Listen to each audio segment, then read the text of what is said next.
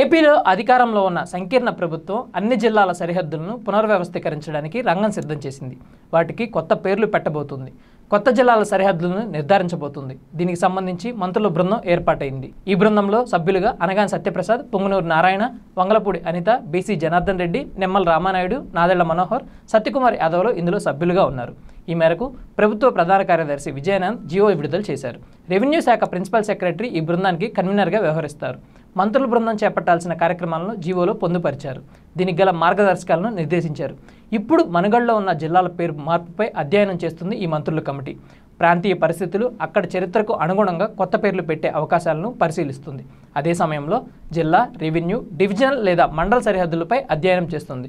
దీంతో పాటుగా జిల్లా కేంద్రం, రెవెన్యూ డివిజన్, మండల కేంద్రానికి ఆయా గ్రామాల మధ్య దూరాన్ని కూడా అంచనా వేస్తుంది. దీనికి అనుగుణంగా కొత్త జిల్లాలు ఏర్పాటయ్యే అవకాశం కూడా లేకపోలేదు. అయితే 2014లో రాష్ట్ర విభజనకు ముందు ఉమ్మడి రాష్ట్రంలో 23 జిల్లాలు ఉండేవి.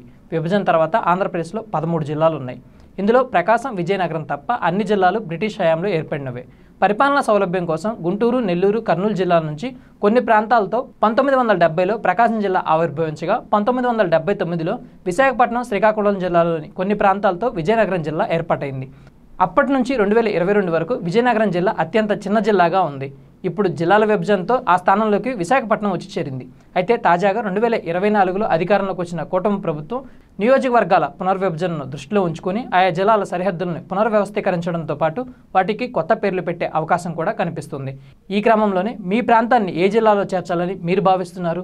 ఒకవేళ మీ జిల్లా పేరు మార్చాలనుకుంటే మీ జిల్లాకు ఏ పేరుని సూచిస్తారో కామెంట్ రూపంలో తెలియజేయండి. Thank you for watching.